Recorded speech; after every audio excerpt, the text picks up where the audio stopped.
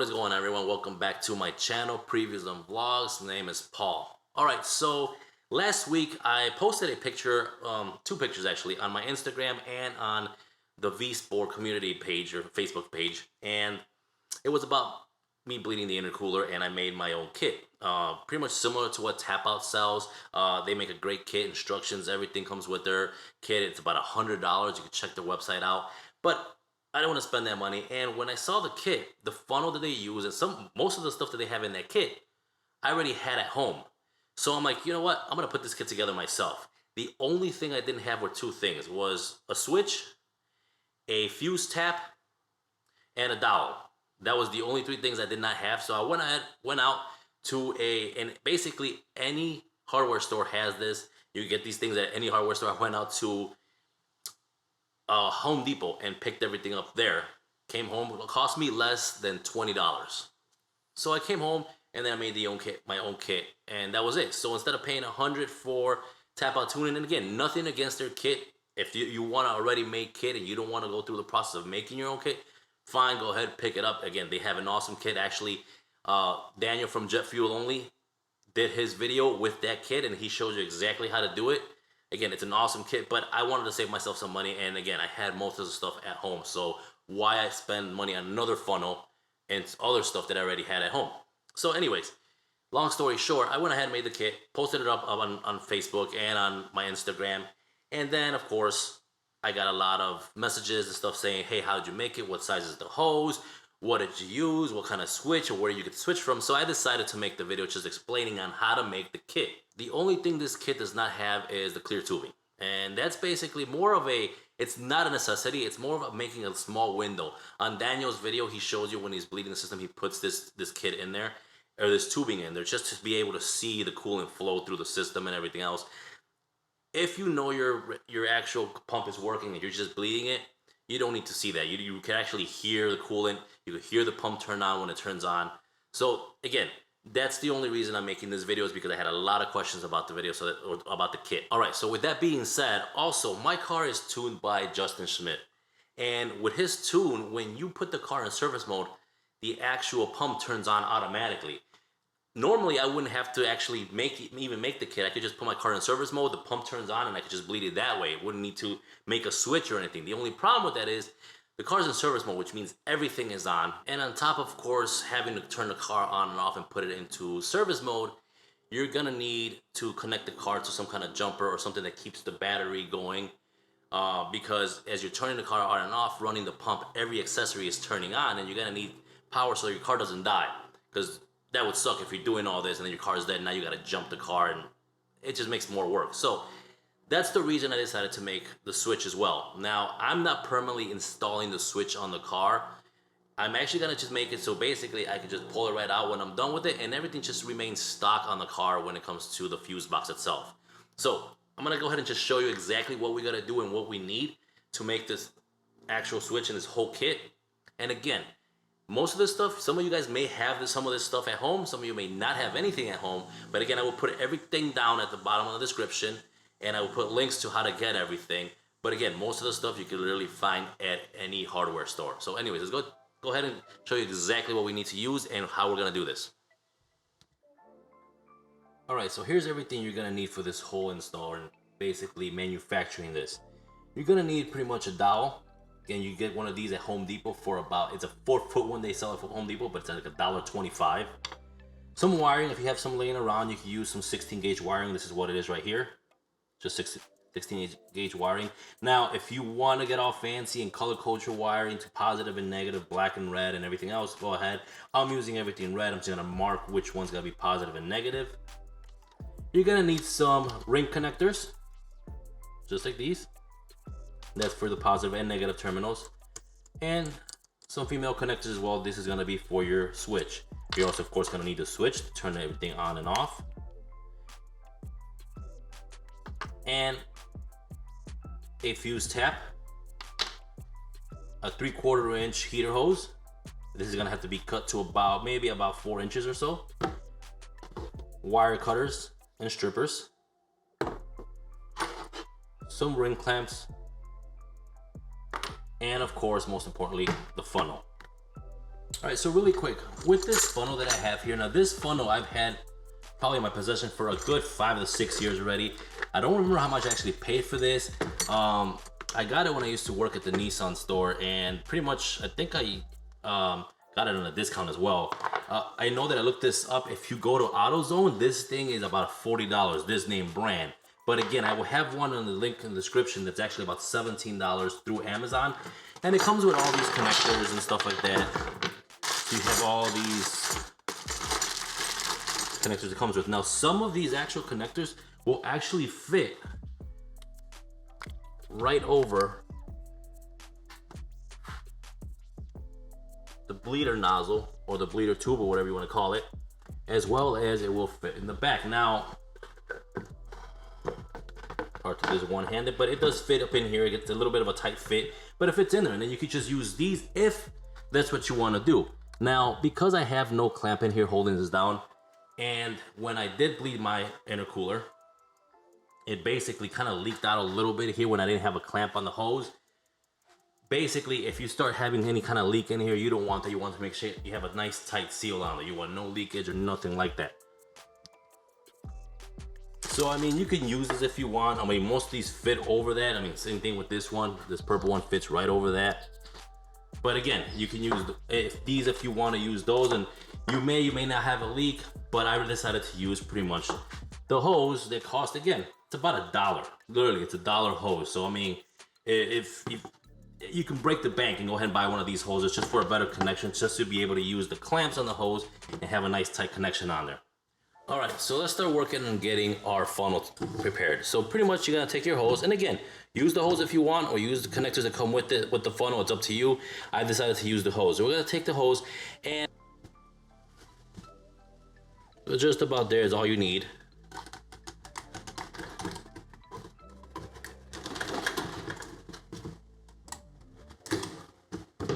That's pretty much all you need for this.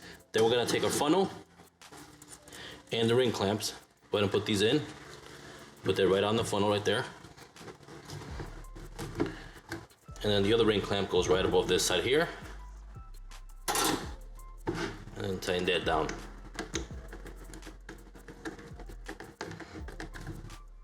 And that is it. Our funnel is ready. Now let's go ahead and get the switch ready.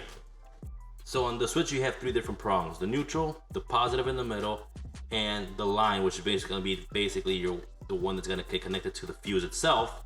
So now we need to make 3 different wires that connect to this, and then go to power, ground, and the switch. First thing we're going to do is go ahead and cut some wires here. You're going to need 3 separate wires, about 6 to 7 inches in length, so they don't need to be that long. This is going to be basically so be able to reach from the positive and the negative terminal to where the fuse for the pump is at. Once you have the wires cut, go ahead and strip all the ends.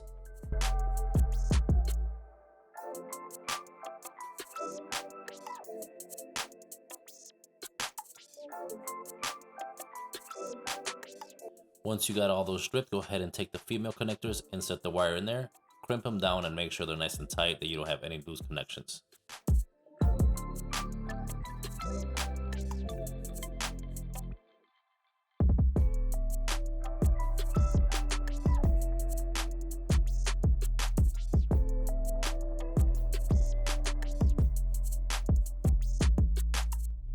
Now take 2 of the wires, the ones that are going to be your negative and positive, and insert the ends into the ring connectors and crimp them down and make sure they have proper connection as well.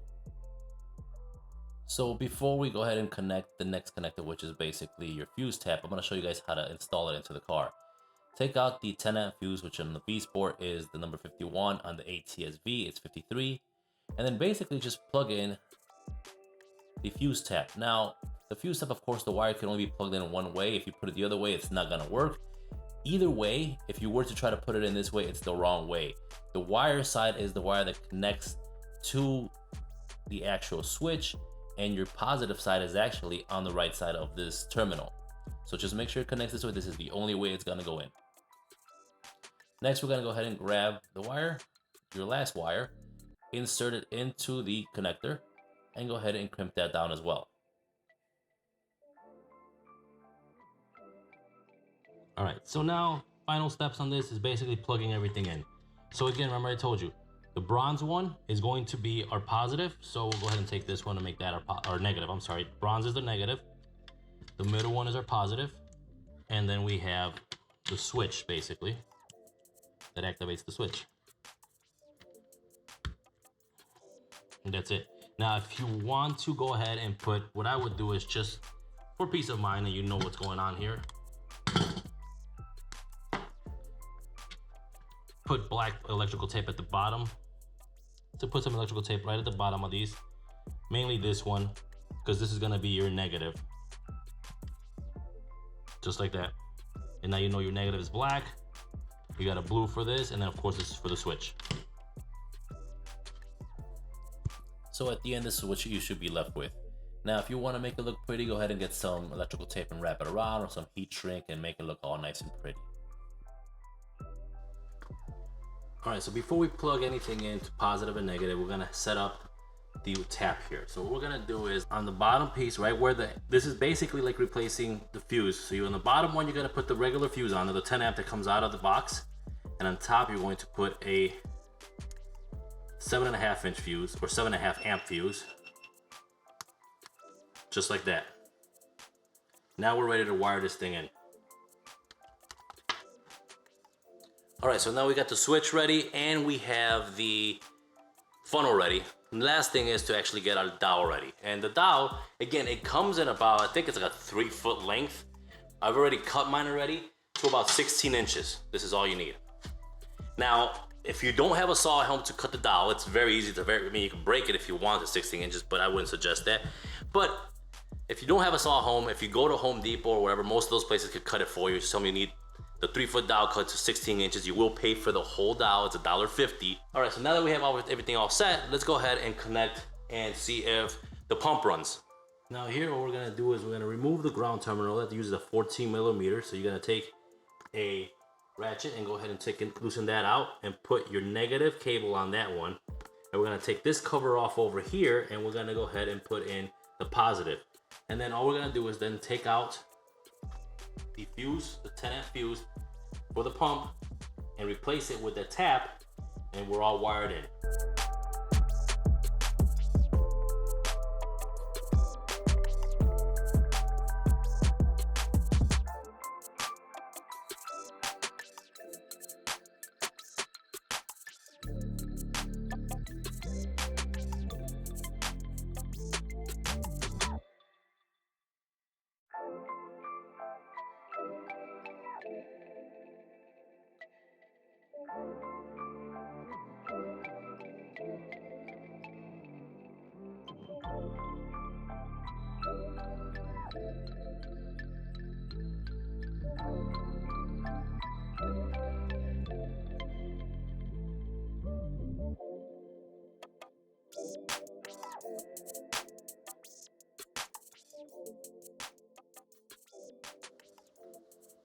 All right, so now it's all wired in, everything's all good. Now again, in my situation, I'm not gonna make this a permanent install. It's not gonna be a hole here or anything like that, because that's not what I want. I want this to look as stock as possible. And I do this bleed every oil change only.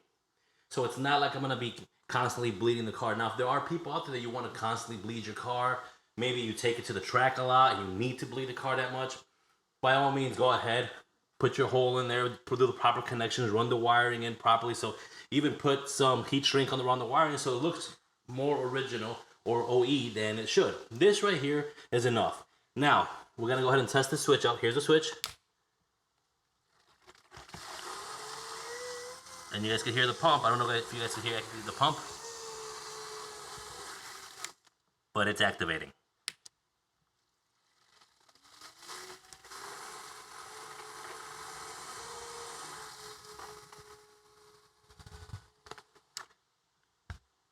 So that is it. So that is the install for that. And again, the funnel is all ready.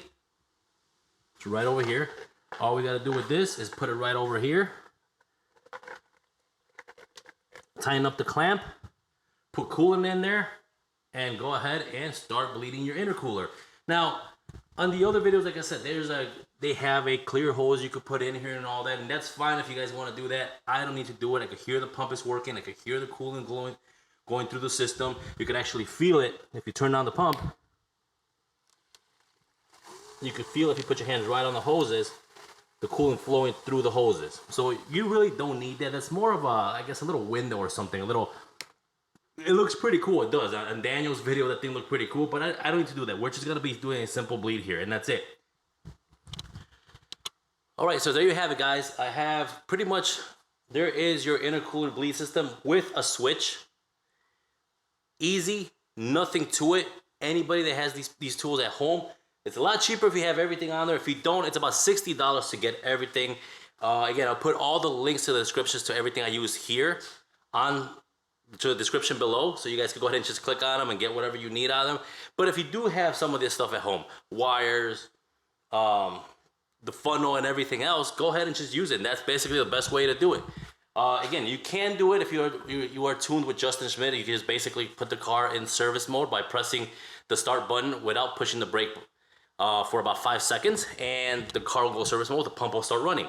But that requires more of a two-person thing, because again, you don't want to leave this bottle just sitting there, because any little thing will make this bottle, especially with coolant in there, flip right over, and now you have a mess everywhere, and that's not fun to clean. So there you have it. If you guys do want to watch how to bleed the intercooler system, again, watch Daniel's, the Jet Fuel Only channel. He has the whole thing.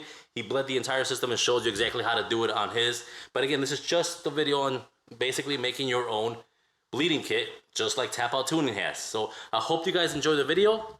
I hope you guys got some information and this helped you out some. If it did, please hit the like button. Don't forget to subscribe, and I'll see you guys on the next video. Take care.